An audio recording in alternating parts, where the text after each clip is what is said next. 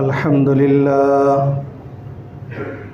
नहमदुहु व नस्तईनुहु व नस्तगफिरुहु व नऊज़ु बिल्लाहि मिन शुरूरि अनफुसिना व मिन सय्यिआति अमालिना मन यहदिहिल्लाहु फला मुदिल्ल लहु व मन युद्लिल फला हादिय लहु व अशहदु अन ला इलाहा इल्लल्लाहु वहदहु ला शरीका लहु वअशहदु अन्न मुहम्मदन अब्दुहु व रसूलुहु अरसलहु बिल्हक़्क़ि बशीरन व नज़ीरा व दाइयन इलल्लाहि बिइज़्निहि व सिराजन मुनीरा अम्मा बअद फ़इन्न ख़ैरल हदीथि किताबुल्लाह व ख़ैरल हदी हदी मुहम्मदिन सल्लल्लाहु अलैहि वसल्लम वशर्रल उमूरि मुहदसातुहा वकुल्ल मुहदसतिन बिदअह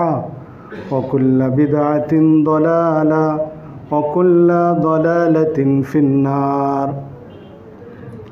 अऊज़ु बिल्लाहि मिनश शैतानिर रजीम। बिस्मिल्लाहिर रहमानिर रहीम।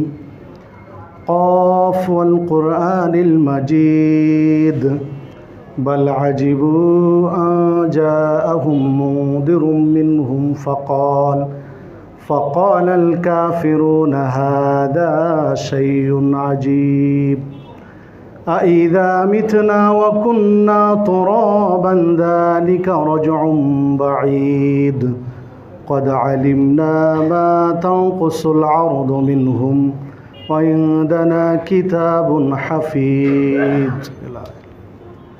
वक़ाल अल्लाहु तआला फ़ी मौदिअ आख़र वलनब्लुवन्नकुम बिशैइन मिनल ख़ौफ़ि वल जू'i व नक़्सिम मिनल अम्वालि वल अन्फ़ुसि वत्तमरात वबश्शिरिस साबिरीन अल्लज़ीना इज़ा असाबतहुम मुसीबह क़ालू इन्ना लिल्लाहि व इन्ना इलैहि राजिऊन। अन जरीर इब्न अब्दिल्लाह रज़ियल्लाहु अन्हु क़ाल क़ाल रसूलुल्लाह सल्लल्लाहु अलैहि वसल्लम ला यरहमुल्लाह मन ला यरहमुन नास रवाहुल बुखारी मुस्लिम। अन अब्दुल्लाह इब्न अम्र रज़ियल्लाहु अन्हु क़ाल क़ाल रसूलुल्लाह सल्लल्लाहु अलैहि वसल्लम इरहमू मन फ़िल अर्द यरहमुकुम मन फ़िस समा रवाहु अबू दाऊद अत-तिरमिज़ी बिइस्नादिन सहीह। वक़ाल नबी सल्लल्लाहु अलैहि वसल्लम फ़ी मौदिअ आख़र अल्लाह फ़ी औनि मकानिल अब्द अल्लाह फ़ी औनिल्लाह मकानुल अब्द फ़ी औनि आख़िही रवाहु मुस्लिम। सम्मानित जुमा জামাতের উপস্থিতি, সর্বাগ্রে সেই মহান রব্বুল আলামিনের শুকরিয়া আদায় করি যার অশেষ অনুগ্রহে সুস্থ শরীরে জুমার সালাতের জন্য মসজিদে উপস্থিত হওয়ার সুযোগ পেয়েছি, তাই সকলে বলে আলহামদুলিল্লাহ।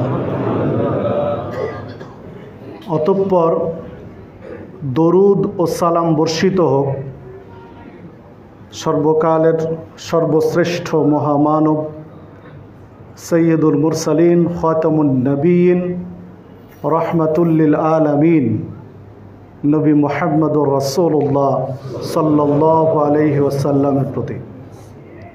সম্মানিত মুসল্লিবৃন্দ, আমি আপনাদের সামনে কোরআন মাজিদের কয়েকটি আয়াত তেলাওয়াত করেছি।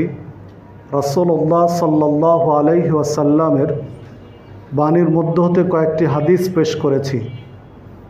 এর আলোকে আজকে আমার আলোচনার বিষয় বিপদগ্রস্ত মানুষের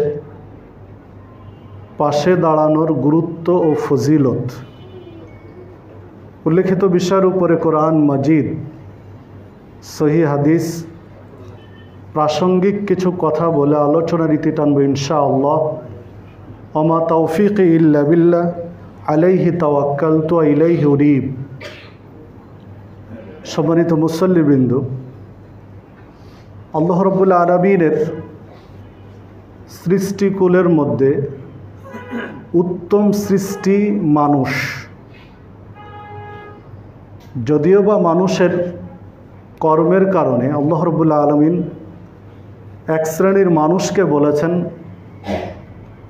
শাররুল বারিয়া, সৃষ্টির মধ্যে নিকৃষ্ট, আর এক শ্রেণীর মানুষকে বলেছেন খয়রুল বারিয়া, সৃষ্টির মধ্যে উৎকৃষ্ট। যে কর্মগুণে কখনো মানুষই পৃথিবীর শ্রেষ্ঠ সৃষ্টি, কর্মদোষে কখনো মানুষই পৃথিবীর নিকৃষ্ট সৃষ্টি তার কর্মের কারণে। আল্লাহ রাব্বুল আলামিনের এই নিপুণ সৃষ্টি মানুষ। তো মানুষ যদি বিপদগ্রস্ত হয় তাহলে তার পাশে দাঁড়াতে হবে, বিপদগ্রস্ত মানুষের সাহায্যে এগিয়ে যেতে হবে মুসলিমদেরকে। এই মর্মে আল্লাহ রাব্বুল আলামিন কোরআন মাজিদে একাধিক জায়গায় বিভিন্নভাবে উৎসাহিত করেছেন। ঠিক নবী মুহাম্মদুর রাসূলুল্লাহ সাল্লাল্লাহু আলাইহি ওয়াসাল্লাম সাহাবীদেরকে তথা সারা পৃথিবীর মুসলিমদেরকে উদ্বুদ্ধ করেছেন এগিয়ে যাওয়ার জন্য। তো চলুন বিষয়গুলো নিয়ে আমরা একটু বিশ্লেষণ করি। যদিও বা নিয়ত করেছিলাম অন্য একটা বিষয়ে খুতবা দেওয়ার জন্য, কিন্তু গতকাল থেকে আজকে যে পরিস্থিতি সারা দেশের, বন্যার যে পরিস্থিতি, তাতে এই বিষয়ে কিছু কথা বলা উচিত, তাদের পাশে দাঁড়ানো উচিত, এই মনে করলাম যে এগুলো বিষয়ে কিছু কথা বলা প্রয়োজন। তো সম্মানিত মুসল্লিবৃন্দ, দেখুন, আমরা যে দেশে বাস করি, আমাদের দেশটির নাম বাংলাদেশ। ভৌগোলিক অবস্থান ভেদে বাংলাদেশটা এমন একটা জায়গায় অবস্থিত যে যার একদিকে বঙ্গোপসাগর, সীমানার অল্প কিছু অংশে মায়ানমার, বাকি তিন দিকেই ভারত বা ইন্ডিয়া। এই একটা অবস্থানে আমরা বসবাস করি। তো বাংলাদেশের বৃহত্তর বর্ডার এলাকায় 4/3 ভারতের বর্ডার, চারিদিকে তারাই রয়েছে। যার কারণে দেখা যায় ভৌগোলিকভাবে বাংলাদেশের অবস্থানটা একটু নিচু তাদের তুলনায়। মোট 54টি নদী ভারত আর বাংলাদেশের মধ্যে প্রবাহিত হয়েছে। 54টি নদীর মধ্যে 53টা নদী রয়েছে ভারত থেকে বাংলাদেশে প্রবাহে ঢুকেছে, আর মাত্র একটি নদী বাংলাদেশ থেকে ভারতে ঢুকেছে। এই 54টি নদীর সাথে ভারতের সাথে বাংলাদেশের কানেকশন। এগুলোর মধ্যেই একটু প্রেক্ষাপটটা বোঝানোর জন্য আমি বিষয়টা তুলে ধরেছি। এই 54টি নদীর মধ্যে 30টি নদীতেই বাঁধ দেওয়া আছে ভারতের সীমানার কিছু আগে। তারা তাদের প্রয়োজনের তাগিদেই তারা নদীর পানি তাদের কৃষি ক্ষেত খামারে নিয়ে যাওয়ার জন্য, কৃষি উন্নয়নের জন্য তারা নদীতে বাঁধ দিয়েছে, সেগুলোতে নিয়েছে, পানি নিয়ে গেছে তাদের সুবিধার জন্যই। তো 54টির মধ্যে 30টি নদীতে তারা বাঁধ দিয়ে রেখেছে তাদের সুবিধার্থে। আল্লাহ রাব্বুল আলামিন বছরের একটা সময় এসে পর্যাপ্ত বৃষ্টি দেন। আল্লাহ রাব্বুল আলামিন পৃথিবীটা কিভাবে সুন্দর করে সাজাতে হবে, চালাতে হবে তিনি ভালো জানেন। কখন খরা দিবেন, কখন বর্ষা দিবেন, কখন শীত দিবেন, কখন গ্রীষ্ম দিবেন, এটা একান্ত তার নিয়ন্ত্রণে। তো তিনি যখন বর্ষাকালে বৃষ্টি দেন, পর্যাপ্ত বৃষ্টি হয়, তখন তারা নদীর বাঁধগুলো যখন তাদের ওভারলোড হয়ে যায়, বেশি হয়ে যায়, বাঁধ ছেড়ে দেয়। স্বাভাবিকভাবেই তখন আমাদের দেশ তলিয়ে যায়। এটাই স্বাভাবিক। এখানে অনেক কথা থাকে, অনেক বিশ্লেষণ রয়ে গেছে, সেই হিসাব আলোচনা সাপেক্ষে পরের।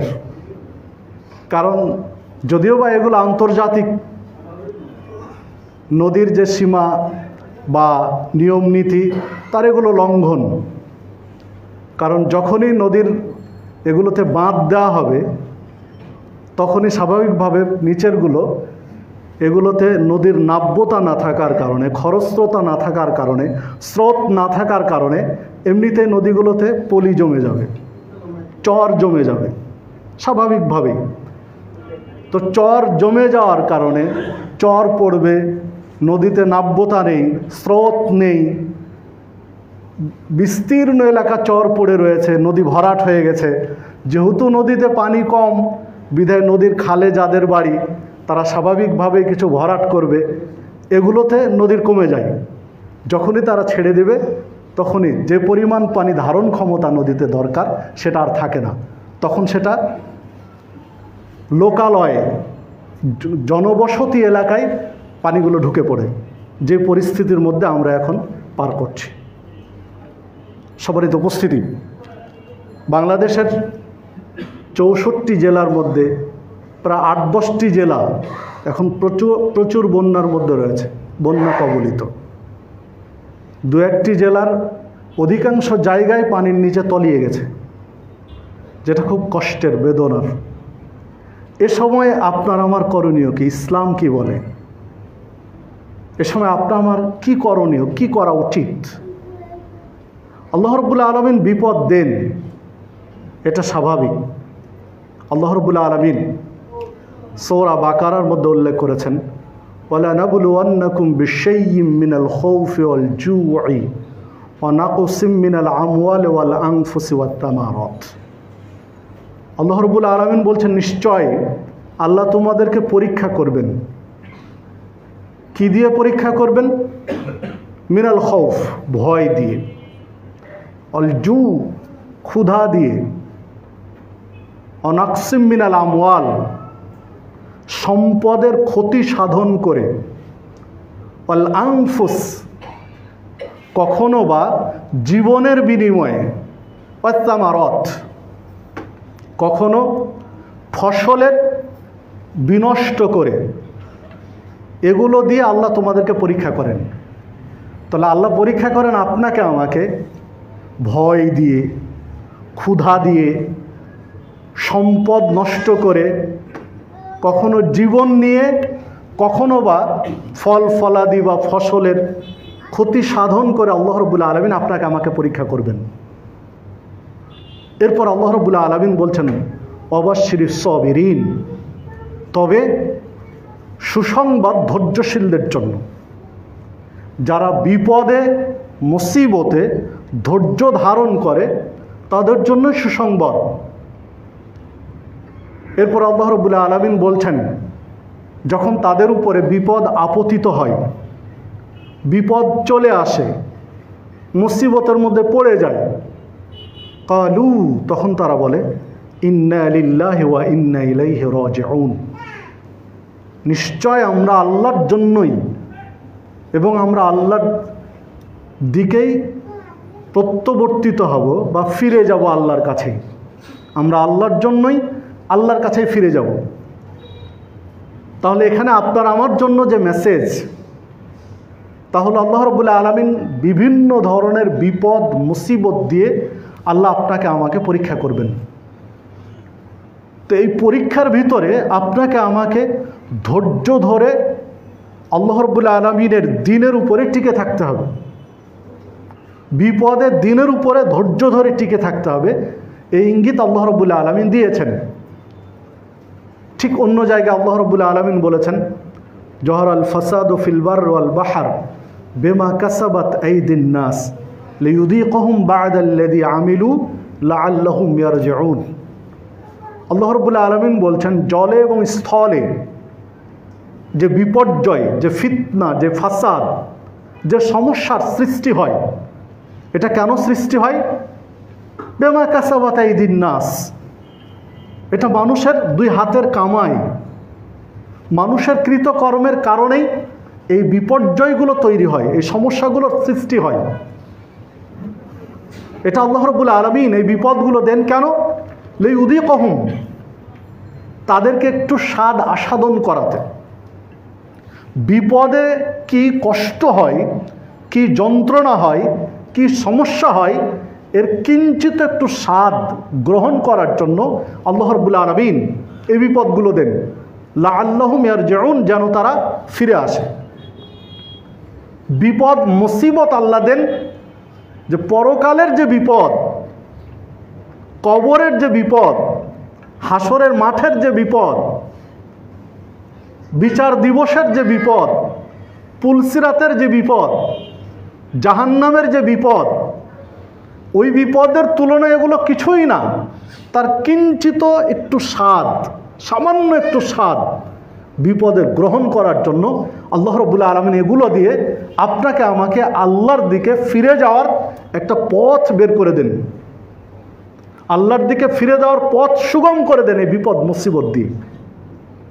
দুর্ভাগ্য আপনার আমার যে বিপদ মুসিবতে আমরা আল্লাহর দিকে ফিরে কম যাই, বরং আমরা আরও আল্লাহদ্রোহী হয়ে উঠি, ইসলাম বিমুখ হয়ে যায় অনেক ক্ষেত্রেই, ইল্লা মাশাআল্লাহ।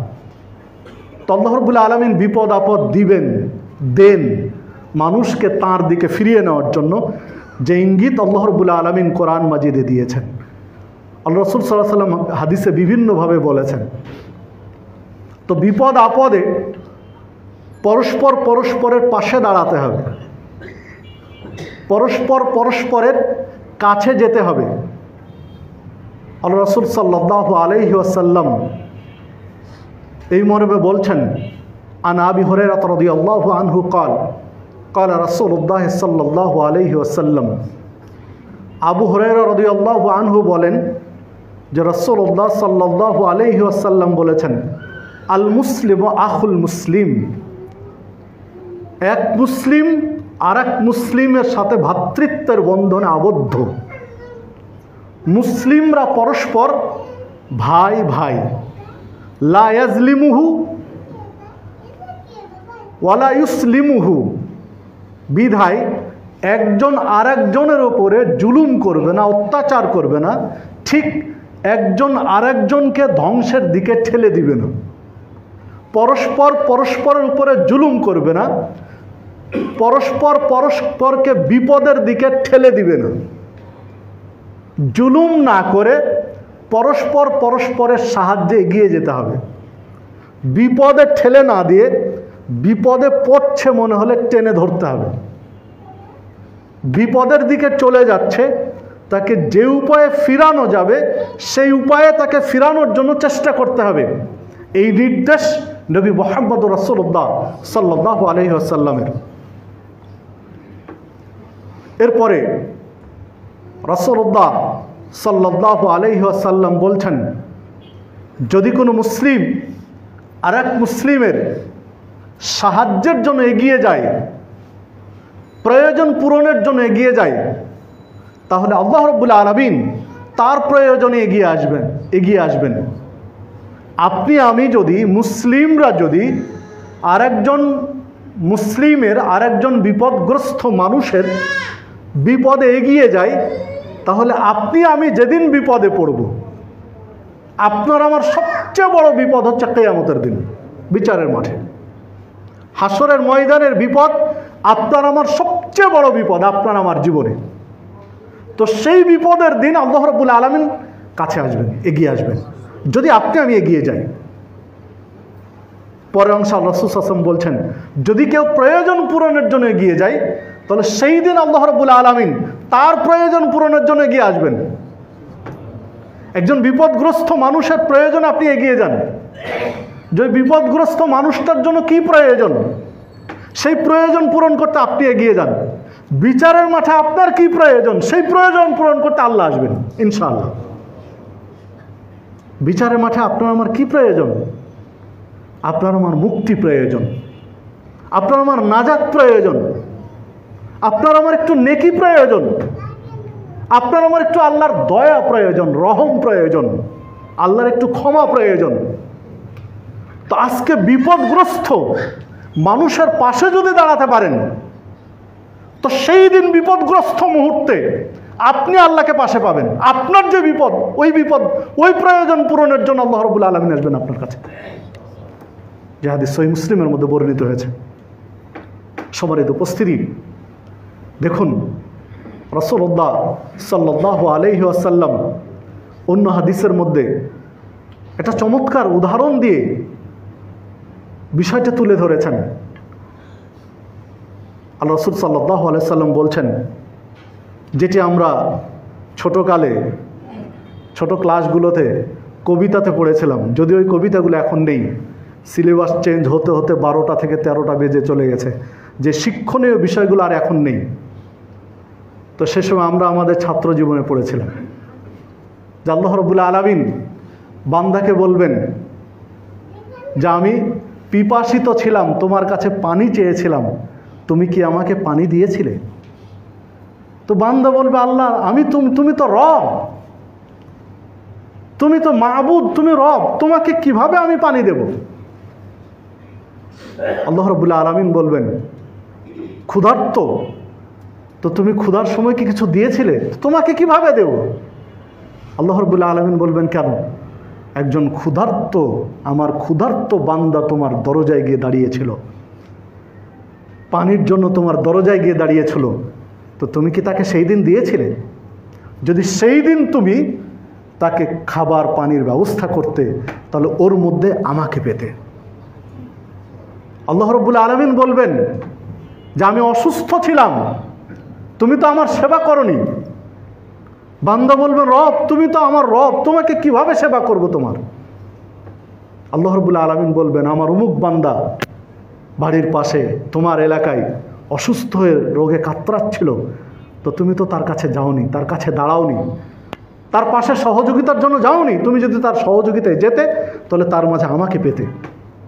এভাবে উদাহরণ দিয়ে দিয়ে বুঝিয়েছেন আল্লাহ রাসূল সাল্লাল্লাহু আলাইহি ওয়াসাল্লাম। সম্মানিত উপস্থিতি, তো বিপদগ্রস্ত মানুষের পাশে আপনাকে আমাকে দাঁড়াতে হবে, এর চেয়ে আর খোলামেলা কি উদাহরণ হতে পারে আপনার আমার জন্য? আপনার আমার বোধোদয়ের জন্য, বোধগম্যের জন্য, বুঝার জন্য আর কি উদাহরণ হতে পারে? যে কত খোলামেলাভাবে আল্লাহ রাসূল সাল্লাল্লাহু আলাইহি ওয়াসাল্লাম বিষয়টা তুলে ধরেছেন। আল্লাহ রাসূল সাল্লাল্লাহু আলাইহি ওয়াসাল্লাম বলছেন, আল্লাহু ফি আউনিল আবদ মা কানা আল আবদু ফি আউনি আখিহি। যে আল্লাহর কসম, আল্লাহ বান্দার সহযোগিতায় ততক্ষণ পর্যন্ত থাকেন, বান্দা আর একজন বান্দার সহযোগিতায় যতক্ষণ পর্যন্ত থাকে। যে হাদিস সহিহ মুসলিমের মধ্যে বর্ণিত হয়েছে, একজন মানুষ আরেকজন মানুষের সহযোগিতায় যতক্ষণ পর্যন্ত থাকবে, যে পর্যন্ত আরেকজন মানুষের সহযোগিতা আপনি করবেন, ততক্ষণ পর্যন্ত আল্লাহ আপনার সহযোগিতা করবেন। আরেকটি বিষয় বলেছেন, অন্য আরেকটি হাদিসে বলছেন, রাসূল জারির ইবনে আব্দুল্লাহ রাদিয়াল্লাহু আনহু বলছেন যে রাসূলুল্লাহ সাল্লাল্লাহু আলাইহি ওয়াসাল্লাম বলেছেন, লা ইয়ারহামুল্লাহ মান লা ইয়ারহামুন নাস। আল্লাহ বান্দার প্রতি দয়া করেন না যতক্ষণ পর্যন্ত বান্দা মানুষের প্রতি দয়া না করে। মানুষের প্রতি দয়া না করা পর্যন্ত আপনার আমার উপরে আল্লাহ দয়া করবেন না।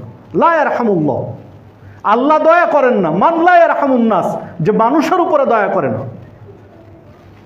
সম্মানিত উপস্থিতি, প্রথম যে হাদিসটি পেশ করেছিলাম, ওই হাদিসের মধ্যে দেখেন মুসলিম শব্দ এসেছে। মুসলিমের উপরে দয়া, মুসলিমের উপরে সাহায্যে এগিয়ে যাওয়া, মুসলিমের প্রয়োজনে এগিয়ে যাওয়া। কিন্তু পরের যে হাদিস দুইটি দেখেন,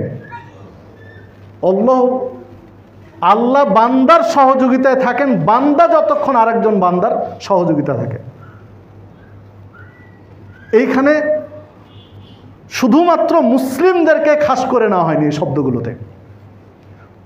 আর পরের হাদিস তো আরো ক্লিয়ার, স্পষ্টই করা হয়েছে, লা ইয়ারহামুল্লাহ মান লা ইয়ারহামুন নাস।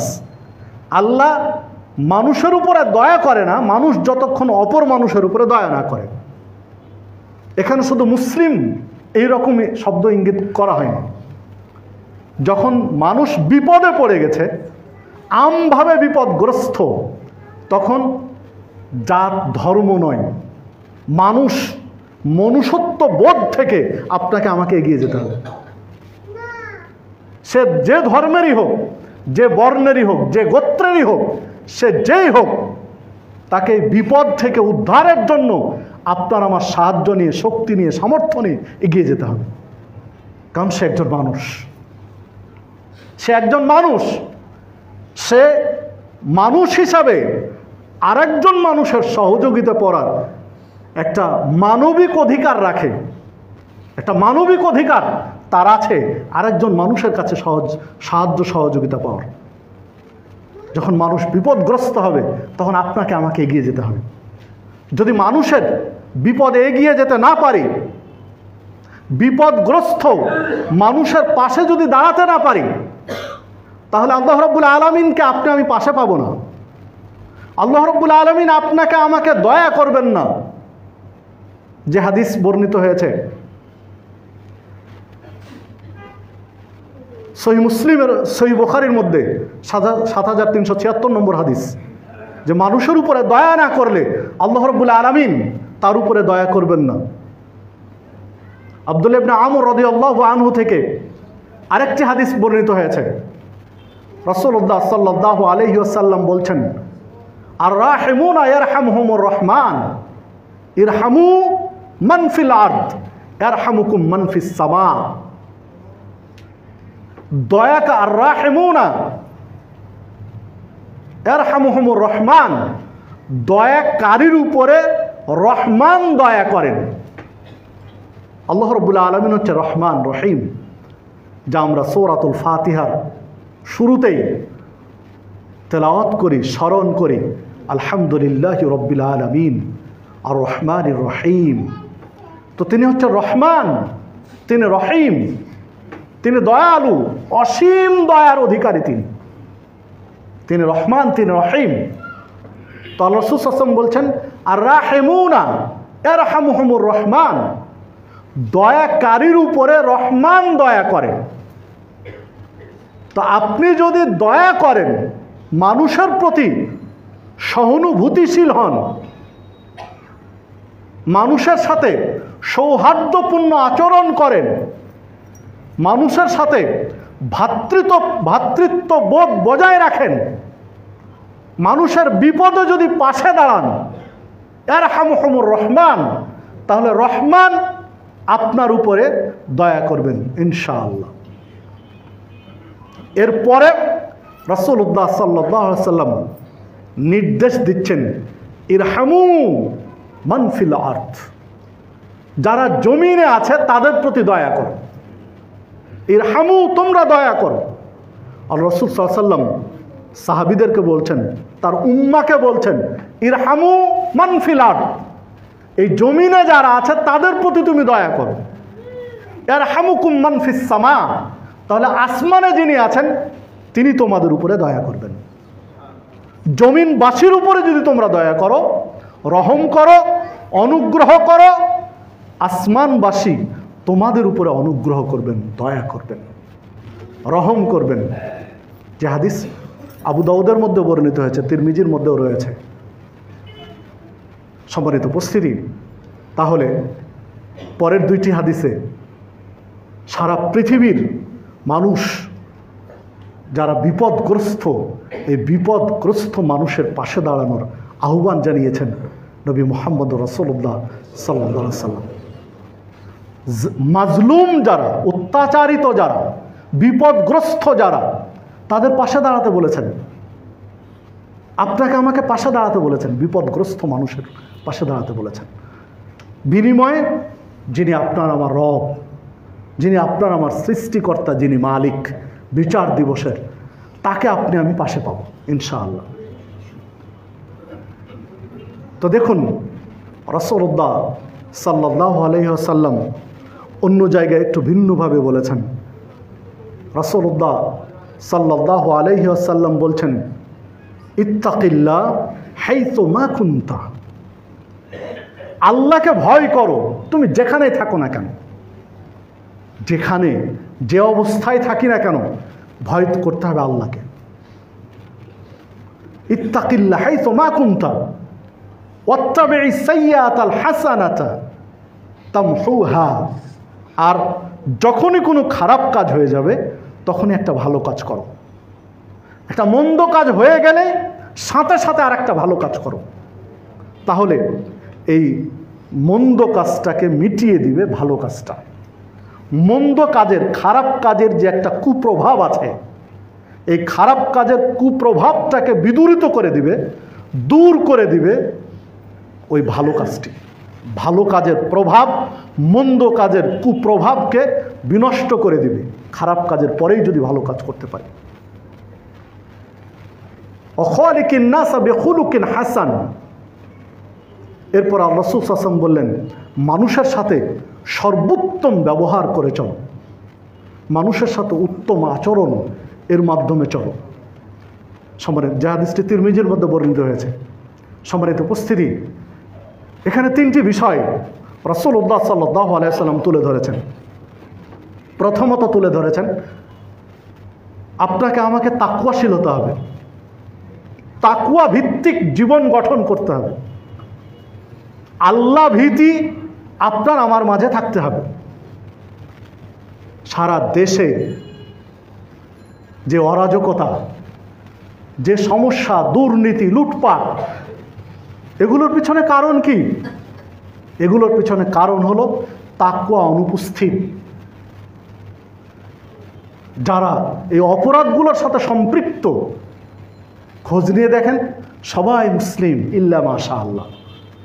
অমুসলিমের সংখ্যা যে পরিমাণ আছে তা পার্সেন্টেজে আসার মতো না, সবাই মুসলিম।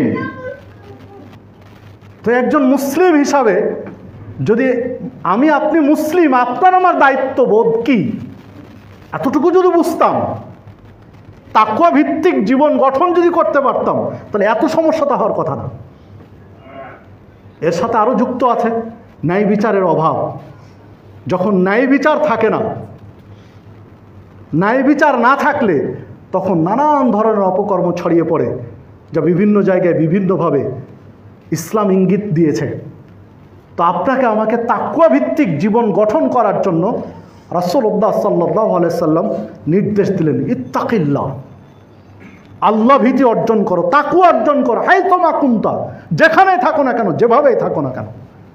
পরিস্থিতির দোহাই দিয়ে, সময়ের সাথে তাল মিলিয়ে, পরিবেশের দোহাই দিয়ে, আত্মীয় স্বজনের দোহাই দিয়ে আপনি আমি স্রোতের সাথে গা ভাসিয়ে দেবো, এটা ইসলাম বলেনি। কারণ আপনি আমি মুসলিম, আপনার আমার পরিচয় ইসলাম, আপনার আমার পরিচয় আপনি আমি মুসলিম। মুসলিম হিসাবে আপনার আমার দায়িত্বের উপরে ঠিক থাকতে হবে। দ্বিতীয় কথা বললেন যে যখনই খারাপ কাজ হবে তখন একটা ভালো কাজ করো। আপনার আমার জীবনে কত অপরাধ রয়েছে তা হিসাবের বাইরে, হিসাব করা কঠিন। কত অপরাধের সাথে আপনি আমি সম্পৃক্ত হয়েছে। এখান থেকে ফিরে আসার একটা পথ, এই পাপ থেকে ফিরে আসার একটা রাস্তা, এই অপরাধ জগৎকে দূর করে আলোর রাস্তায় ফিরে আসার একটা দিক নির্দেশনা আল্লাহ রাসূল সাল্লাল্লাহু আলাইহি ওয়াসাল্লাম এই জায়গাতে দিয়েছেন।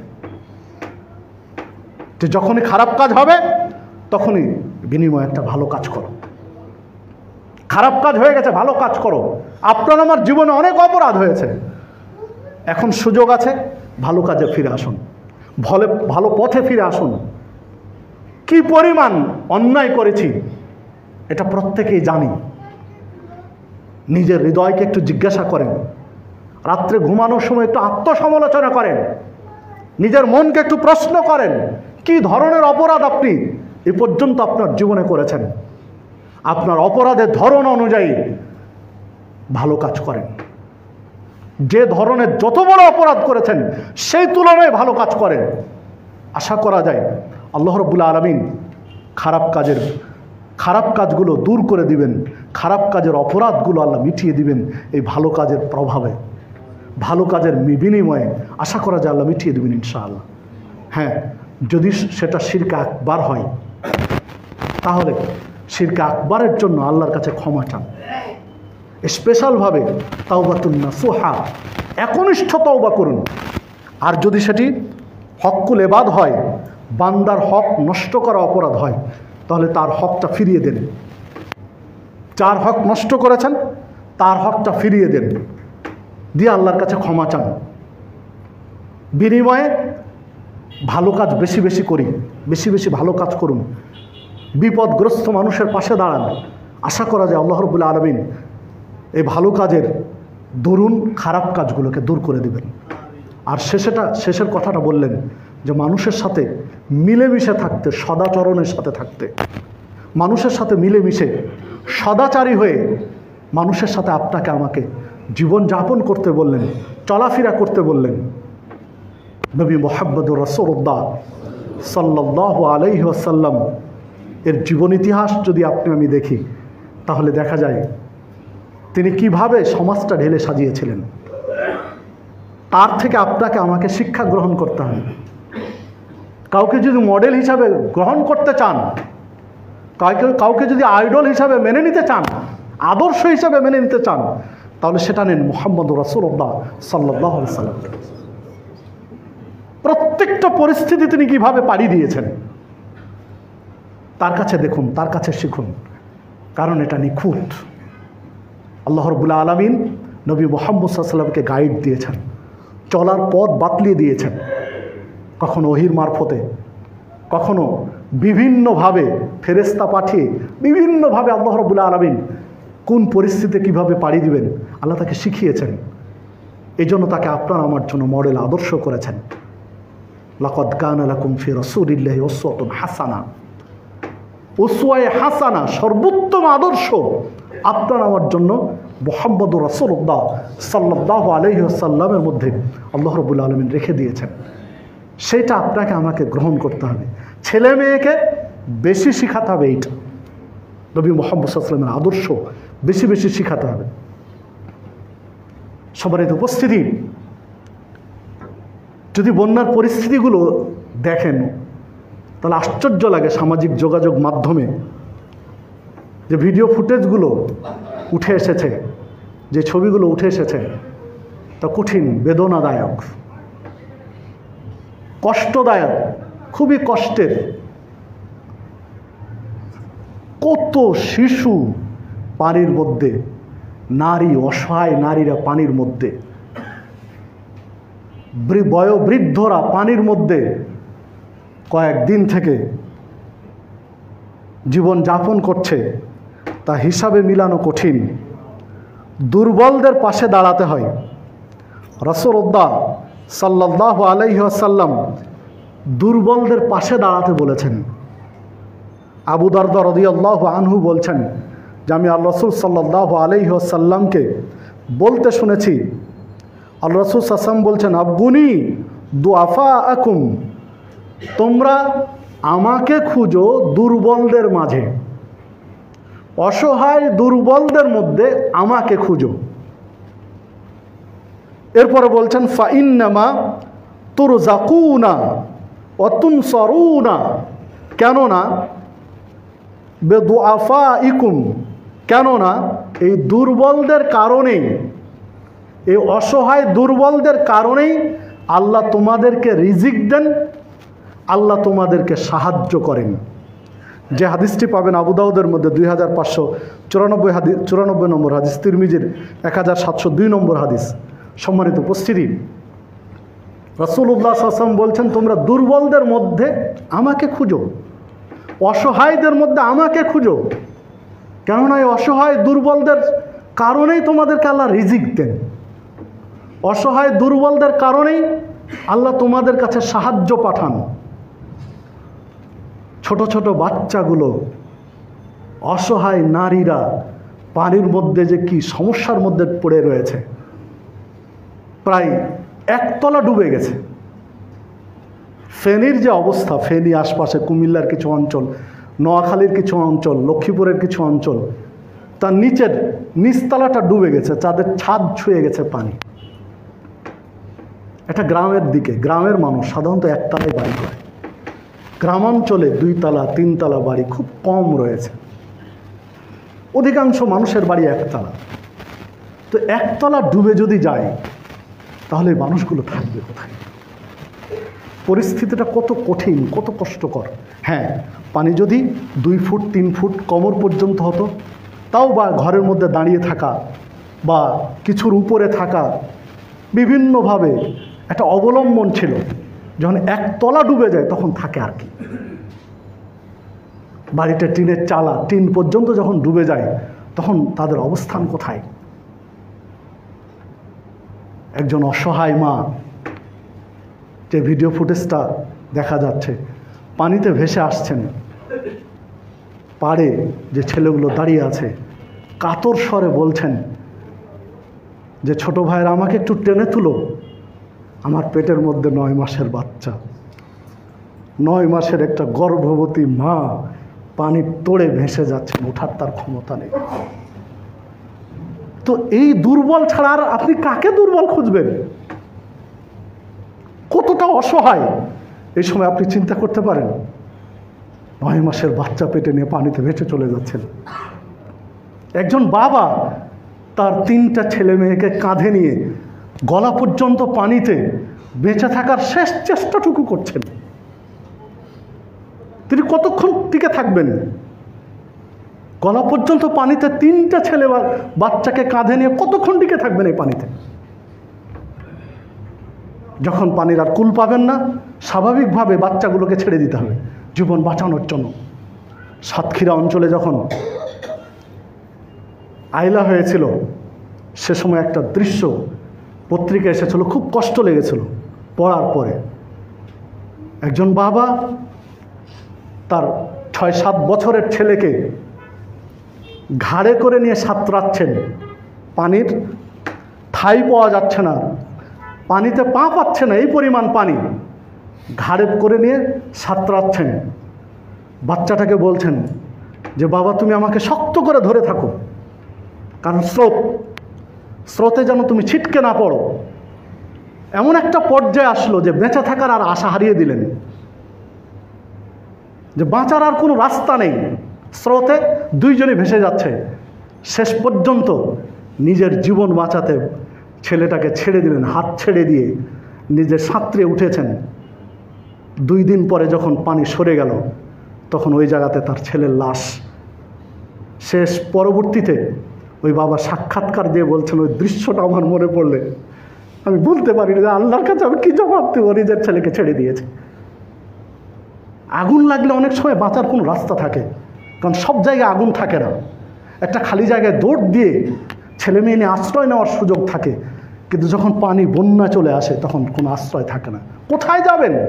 যেখানে যাবেন সেখানেই পানি, যেখানে দাঁড়াবেন সেখানেই পানি, আপনি যাবেন কোথায়?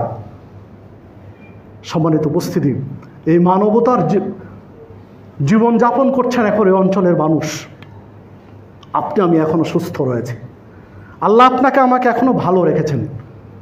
এখন আপনার আমার উচিত তাদের পাশে দাঁড়ানো, যার যেভাবে সহযোগিতা করা সম্ভব তাদের পাশে দাঁড়ানো। সর্বপ্রথম তাদের যেটা প্রয়োজন, ত্রাণ সামগ্রী, এটা তো প্রয়োজন, কিন্তু তার আগে প্রয়োজন তাদেরকে নিরাপদ স্থানে সরিয়ে নেওয়া, নিরাপদ দূরত্বে নিয়ে যাওয়া। আলহামদুলিল্লাহ, বিভিন্ন পেশার মানুষ, ছাত্র জনতা, প্রশাসন যে যেভাবে সুযোগ পেয়েছেন এগিয়ে গেছেন। আপনার আমারও যদি কোনো ওয়ে থাকে, কোনো রাস্তা থাকে, কোনো সুযোগ থাকে, তাদের পাশে দাঁড়ানো উচিত, এগিয়ে যাওয়া উচিত। প্রথমত তাদেরকে একটা নিরাপদ স্থানে নিয়ে যাওয়া। যে মানুষগুলোকে নিরাপদে স্থানে নিয়ে এসেছেন, এদের পরনে এক জোড়া কাপড় ছাড়া দ্বিতীয় কোনো কাপড় নেই। কী নিয়ে আসবেন? তাদের বাড়ি ঘরে সবই ছিল, খাবার ছিল, পোশাক আশাক ছিল, বিছানা কাঁথা সবই ছিল, সব ছেড়ে এসেছেন শুধু জীবন বাঁচিয়ে। একটা স্পিড বোর্ডে 14-15 জন মানুষকে তুলেছেন একতলা বাড়িতে, নিজের পরিবার, আশপাশের 2-1টা ঘরের মানুষ বাড়িতে আশ্রয় নিয়েছেন। যখন নিচতলাটা পুরো ডুবে গেছে, আর কোনো জায়গা নেই, তখন সিঁড়ি ঘর, ছাদে দাঁড়াবেন, উপর থেকে বৃষ্টির পানি পড়ছে, দাঁড়াবে কোথায়? ওই সিঁড়ি ঘরের মধ্যে 14-15 জন মানুষ অবস্থান করছে, ঘন্টার পর ঘন্টা, রাত পার হয়ে যাচ্ছে। শেষ পর্যন্ত উদ্ধারকর্মীরা যখন তাদেরকে স্পিড বোর্ডে তুলছেন, তখন পরনের কাপড়টাও তাদের ভিজা, ওই 1 সেট কাপড় নিয়ে উঠছেন। এখন এদের পাশে দাঁড়াবেন কি করে? তাদের জরুরি দরকার, তাদের পোশাক দরকার,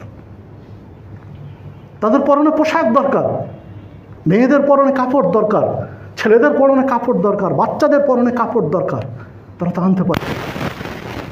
তাদের খাবার, শুকনা খাবার প্রয়োজন, তাদের প্রাথমিক চিকিৎসা দরকার অনেকের। তো এই জায়গাগুলোতে আপনার আমার যার যতটুকু সুযোগ রয়েছে এগিয়ে যাওয়া উচিত মানুষ হিসাবে। এই জায়গায় যদি আপনি আমি হতাম তাহলে কি করতাম? একটু নিজেকে তার জায়গায় আপনি রাখেন। আল্লাহ রাসূল সাল্লাল্লাহু আলাইহি ওয়াসাল্লাম আরেকটি হাদিসে বলছেন, মানুষের সাথে তুমি ওই আচরণ করো তুমি তার কাছে যে আচরণ পেতে চাও, ওই আচরণটুকু মানুষের সাথে করো তুমি যে আচরণটা তার কাছে পেতে চাও। তো এই জায়গায় যদি আপনি আমি হতাম তাহলে কি আশা করতাম? আমি পৃথিবীর মানুষের কাছে, দেশের মানুষের কাছে কি আশা করতাম? সে আশা তারা আপনার আমার কাছে করছে। এই জন্য তাদের পাশে আপনাকে আমাকে দাঁড়াতে হবে, যার যতটুকু সাধ্য রয়েছে সাধ্য নিয়ে। উমর রাদিয়াল্লাহু আনহু মুসলিম বিশ্বের খলিফাদের মধ্যে একজন মডেল, নবী রাসূলদের পরে রাষ্ট্রনায়কদের মধ্যে একজন তিনি মডেল। ইতিহাসে তার অনেক কথাই পাওয়া যায়, সত্য মিথ্যা আল্লাহ ভালো জানেন, তবে নির্ভরযোগ্য ইতিহাস গ্রন্থে যেমন বেদায়া নেহায়ের মধ্যে এরকম নির্ভরযোগ্য ইতিহাস গ্রন্থে যে আলোচনাগুলো পাওয়া যায়, এই আলোচনাগুলো তো আমরা সবাই জানি শুনি, কিন্তু এখান থেকে তো আপনার আমার শিক্ষণীয় বিষয় রয়েছে অনেক কিছুই, যে তিনি কিভাবে মানুষের পাশে দাঁড়িয়েছিলেন, তিনি কিভাবে মানুষের পাশে গিয়ে দাঁড়াতেন। তো তার কাছ থেকে আপনার আমারও শেখা রয়েছে যে আপনি আমি একজন মানুষ, আরেকজন অসহায় মানুষের পাশে আপনাকে আমাকে দাঁড়াতে হবে, অসহায় মানুষের পাশে গিয়ে আপনাকে আমাকে সাহায্যে এগিয়ে যেতে হবে। সম্মানিত উপস্থিতি, জুমার পরে আমাদের ছোট ভাইয়েরা বাইরে থাকবে, ভিতরে থাকবে, তাদেরকে আপনারা যে যতটুকু পারেন এখানে দান সাদাকা করবেন তাদের সাহায্যের জন্য, তাদের পুনর্বাসন হোক, তাদের প্রয়োজনীয় যা প্রয়োজন সে প্রয়োজনগুলো পূরণের জন্য তাদের পাশে দাঁড়ানোর। যদি মনে করেন আপনার মুসল্লিদের মধ্যে আলহামদুলিল্লাহ অনেক মুসল্লি রয়েছেন, একাই বহু কিছু করতে পারেন, তো আপনারা নিজেরাও যদি মনে করেন যে আমরা মুসল্লিরা আলাদা একটা বড় ফান্ড কালেক্ট করব, পরিচিতরা জানি চিনি 50,000, 1 লাখ, 10,000, 20,000, 2 লাখ, 1 কোটি টাকা দিতে পারবেন এরকম মানুষও রয়েছেন, যে আপনারা নিজের একটা ফান্ড কালেক্ট করে নিজের একটা পরিষদ আলামিন মসজিদের পক্ষ থেকে গিয়ে দিবেন বা সাহায্য সহযোগিতা সেটা করতে পারেন, অস্বাভাবিক কিছু নয়। তো যে যেভাবে পারবেন বিভিন্নভাবে নির্ভরযোগ্য ব্যক্তি, প্রতিষ্ঠান, সংস্থার মাধ্যমে যদি নিজে পারেন নিজে গিয়ে যে যেভাবে সুবিধা হয় তাদের সাহায্যে এগিয়ে আসেন, তাদের পাশে দাঁড়ায়। যদি তাদের পাশে দাঁড়ায় বিপদ মুহূর্তে আল্লাহ রাব্বুল আলামিনকে আপনি আমি পাশে পাবো ইনশাআল্লাহ। কারণ এই পরিস্থিতি সামাল দেওয়া, এই পরিস্থিতি পাড়ি দেওয়া, এই মানবিক বিপর্যয়ে পাড়ি দেওয়া অনেক কঠিন, বড় একটা চ্যালেঞ্জ আপনার আমার দেশের জনগণের জন্য। সম্মানিত উপস্থিতি, রাসূলুল্লাহ সাল্লাল্লাহু আলাইহি ওয়াসাল্লামের বাণী অনুযায়ী ওই বিষয়টি আপনাকে স্মরণ করিয়ে দিতে চাচ্ছি, ইরহামু মান ফিল আরদ ইয়ারহামুকুম মান ফিস সামা। জমিনবাসীর উপরে দয়া করো, আসমানবাসী তোমাদের উপরে দয়া করবেন। জমিনবাসীর উপরে যদি দয়া করতে পারি, আসমানবাসী আপনারা আমার উপরে দয়া করবেন। যারা ডুবে যাচ্ছে, বন্যার্থ মানুষ, তারা কোন গোত্রের, কোন বংশের, কোন ধর্মের এটা নয়, তার পরিচয় সে একজন মানুষ। আমরা এদেশের একজন মানুষ হিসাবে তাদের পাশে দাঁড়াবো, তাদের পাশে আমরা এগিয়ে যাব। আল্লাহ রাব্বুল আলামিন এই বন্যার্থ মানুষগুলোকে তার রহমতের ছায়া দিয়ে, তার রহমত দিয়ে আল্লাহ রাব্বুল আলামিন তাদেরকে মুক্ত করুন। যখন নূহ আলাইহিস সালামের প্লাবন হয়েছিল, শেষ পর্যায়ে আল্লাহ রাব্বুল আলামিন আসমানকে নির্দেশ দিয়েছিলেন বৃষ্টি বন্ধ করে দাও। জমিনকে আল্লাহ রাব্বুল আলামিন নির্দেশ দিয়েছিলেন জমিন পানি চুষে নাও। জমিনকে তিনি মুক্ত করেছিলেন আসমানের বৃষ্টি বন্ধ করে দিয়ে, জমিন পানি নিঃশেষ করে নিয়ে জমিনকে মুক্ত করেছিলেন। আল্লাহ রাব্বুল আলামিনের কাছে আমরা ওই আবেদনটুকুই জানাই, আল্লাহর কাছে ওই প্রার্থনাটুকুই জানাই যে আল্লাহ, যে অঞ্চলগুলোয় বৃষ্টির প্রয়োজন নেই, বন্যা হচ্ছে, আল্লাহ তুমি সেখানে বৃষ্টি বন্ধ করে জমিনকে পানি চুষে নেওয়ার মাধ্যমে এই জায়গাগুলোকে আল্লাহ তুমি আগের দিনের মতো পুনরুজ্জীবিত করে দাও। আল্লাহ তুমি এই জমিনকে, আমাদের এই ভূখণ্ডকে, আমাদের এই দেশকে আল্লাহ তুমি বন্যার এই কবল থেকে তুমি মুক্ত করো। আমরা অসহায়, আমাদের এই বন্যা মোকাবেলা করব এই দুঃসাহস আমাদের নেই। মোকাবেলা করার মতো এই রকম আমাদের কোনো শক্তি নেই, কারণ মোকাবেলা করার মালিক তুমি। আমরা মোকাবেলা করতে পারি না, আমরা বাঁচার কিছু পথ অবলম্বন করি। আল্লাহ তোমার কাছেই সাহায্য চাচ্ছি, তোমার কাছে এটা কিছুই না। আল্লাহ তুমি আমাদেরকে এই বিপদ থেকে মুক্ত করো। আল্লাহ রাব্বুল আলামিনের কাছে প্রার্থনা যেন আল্লাহ, যে মানুষগুলো বন্দী হয়ে আছে, পানিতে বন্দী রয়েছে, আল্লাহ তুমি তাদেরকে উদ্ধারের একটা পথ বের করে দাও। যারা উদ্ধার কর্মী রয়েছে তাদের কাছে তথ্যগুলো যাওয়ার মতো একটা রাস্তা বের করে দাও, তারা যেন জানতে পারে, যেতে পারে, উদ্ধার করতে পারে। যারা উদ্ধার হয়ে বিভিন্ন সমস্যায় পড়ে রয়েছে, রোগাক্রান্ত হয়ে আছে, আল্লাহ তুমি তাদেরকে সুস্থ করে দাও। যারা পোশাক আশাক নেই, আল্লাহ তুমি তাদের সুন্দর একটা ব্যবস্থা করে দাও। আল্লাহ রাব্বুল আলামিনের কাছে প্রার্থনা জানাই, আল্লাহ তুমি আমাদেরকে তোমার রহমত থেকে বঞ্চিত করো না। আমরা অপরাধী, স্বীকার করি, নানান অপরাধ করেছি, কিন্তু তুমি মালিক, তোমার কাছে ক্ষমা চাচ্ছি। আল্লাহ তুমি আমাদেরকে ক্ষমা করো। আমাদেরকে ক্ষমা না করলে পৃথিবীতে অনেক বান্দা আছে তোমার ক্ষমা করার, যাদেরকে তুমি ক্ষমা করতে পারবে, কিন্তু তুমি ক্ষমা না করলে তুমি ছাড়া আর চাওয়ার কোনো পথ আমাদের নেই। তোমার ক্ষমা করার বান্দা বহু আছে পৃথিবীতে, কিন্তু চাওয়ার জায়গা আমাদের বহু নেই, তুমি একটাই, তোমার কাছেই চাওয়ার রাস্তা। তোমার কাছেই চাচ্ছি আল্লাহ তুমি আমাদেরকে ক্ষমা করো। আমাদের এই পানিতে বন্দী হয়ে আছে বন্যার্ত ভাইদেরকে আল্লাহ তুমি হেফাজত করো। আল্লাহ রাব্বুল আলামিন আমাদের সকলকে কোরআন এবং সুন্নাহর উপরে তাকওয়া ভিত্তিক জীবন যাপন করার তৌফিক দান করুন। আল্লাহ রাব্বুল আলামিন আমাদের পাপগুলো ক্ষমা করে দিন, সিরাতে মুস্তাকিমের পথে আপনাকে আমাকে কবুল করেন। আমিন। আকুলু কাউলি হাযা আস্তাগফিরুল্লাহ।